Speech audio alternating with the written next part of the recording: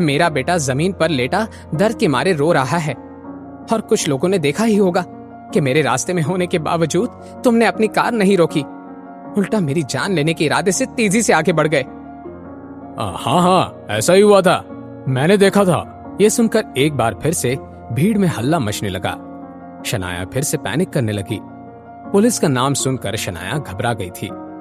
भले ही उसने और आहान ने कुछ भी गलत नहीं किया था, लेकिन यहाँ हर कोई सीमा बुआ जी के सपोर्ट में ही बात कर रहा था, इसलिए शनाया डरने लगी थी। तभी आहान ने जोर से कहा, हाँ प्लीज, कोई पुलिस को कॉल कर ही दो, मुझे भी एफआईआर लिखवानी है। आहान की कही ये बात सुनकर भीड़ में खड़े सभी लोग दंग रह गए। ये लड़का क्या कह रहा है? कहीं अपने पैसे के जोर पर इस बेचारी औरत को जेल की हवा खाने को तो नहीं भेजेगा? आजकल के जमाने में तो पैसे के दम पर कुछ भी किया जा सकता है। लोगों में इंसानियत नाम की कोई चीज ही नहीं रही। उस औरत की वो बात सुनने के बाद सीमा बुआ जी का चेहरा देखकर सबको तरस आने लगा। सीमा बुआ जी तो खुद हैरान थी। कुछ न कुछ गड़बड़ तो जरूर है, वरना ये लड़का इतना बेवकूफ नहीं लगता कि कुछ सोचे समझे बिना ही हवा में तीर चलाए। भीड़ में तरह तरह के अंदाज लगाना अभी भी खत्म नहीं हुआ था। सुनो लड़के, अब बात साफ साफ कहो, ये चोरी करके सीना चोरी करना सही नहीं है। तुम भी एफआईआर लिखवाना चाहते हो, इसका क्या मतलब है? मैं अपनी बात एक ही बार कहूंगा। ये मैडम जो इस बात का दावा कर रही हैं कि मैंने इन्हें मारने की कोशिश की है, झूठ कह रही हैं, और ये बात साबित करने के लिए मेरे पास सबूत है। मेरी कार में रिकॉर्डर है और ऑडियो और वीडियो के साथ सब कुछ रिकॉर्ड कर लेता है। कार रिकॉर्डर का नाम सुनकर सीमा बुआ जी के चेहरे का रंग ही बदल गया। भीड़ में से हर कोई अब सीमा बुआ जी की तरफ शक भरी नजर से देख रहा था। मैं बेगुनाह हूं, ये बात मैं साबित कर सकता हूं, और ये मैडम मुझे और मेरी बीवी को बिना वजह परेशान कर रही हैं। ना ही सिर्फ इन्होंने मेरा वक्त बर्बाद किया, पर मेरी बदनामी करने की भी कोशिश की है। इसलिए मैं इनके खिलाफ शिकायत दर्ज करना चाहता हूं। आहान ने फिर सीमा बुआ जी की तरफ अपने कदम बढ़ा दिए और उनसे सवाल करते हुए कहा, आपका कहना है कि मैंने आपसे 50,000 रुपए उधार लिए थे और मैं पैसे वापस लौटाए बिना फरार हो गया ना? अगर ये सच है तो पुलिस को बुला ही लेते हैं, वही पता कर लेंगे कि कौन किससे पैसे चुरा कर भागा है। वो क्या है ना कि अभी मुझे थोड़ा घर पर काम है, मैं अभी निकलती हूँ। ये कहकर सीमा बुआ जी रतन के पास गई, उसे सहारा देकर खड़ा होने में मदद की। रतन जल्दी खड़े हो जा, अब हमें यहाँ से निकलना होगा, वरना मुझे डर है कि भीड़ में खड़े ये सारे लोग हमारी भी पिटाई ना लगा दें। एक बार की जिल्लत तो चल जाएगी, मगर अगर ये बात पुलिस तक पहुंच गई तो बात कुछ ज्यादा ही बिगड़ जाएगी। उठो, जल्दी करो। अगले ही पल दोनों माँ बेटे ऐसे भागने लगे, सभी लोग अपनी नजर चुराकर अपने अपने रास्ते चले गए। आखिरकार ये सारा मामला आहान ने खत्म कर दिया था।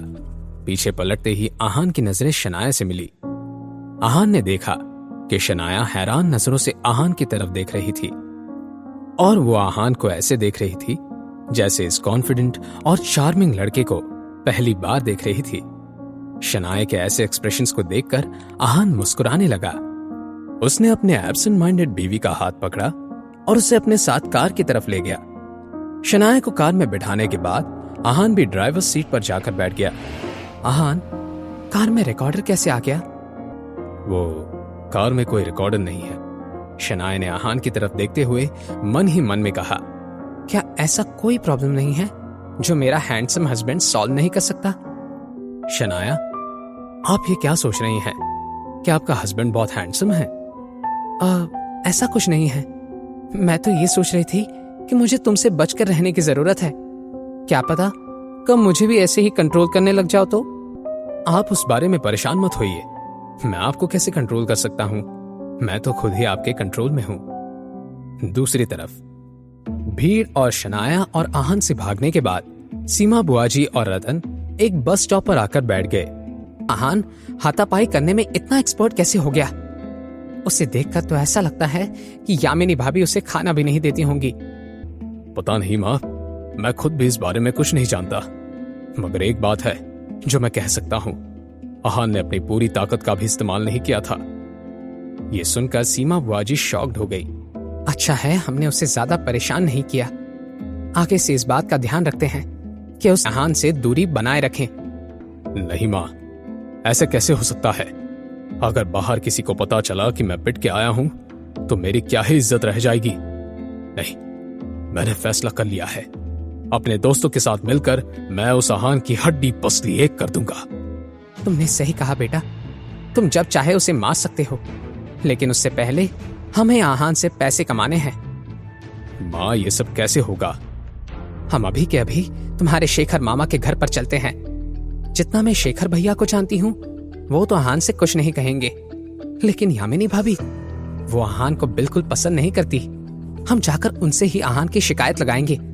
तुम जाकर अपने चोटों के निशान दिखा दोगे तो भी भाभी को यकीन हो जाएगा और हमें कुछ पैसे भी मिल जाएंगे। क्या आहान यामिनी मामी की बात मान जाएगा? इस सवाल को सुनकर सीमा बुआ जी जोर जोर से हंसने लगे। सीमा बुआ जी ऐसे क्यों हंस रही थी, ये तो रतन को नहीं पता था, लेकिन एक बात साफ थी, सीमा बुआ जी के दिमाग में कोई नई खिचड़ी पक रही थी। शहर के दूसरे कोने में आहान और शनाया मिलकर कुछ खरीदारी कर रहे थे।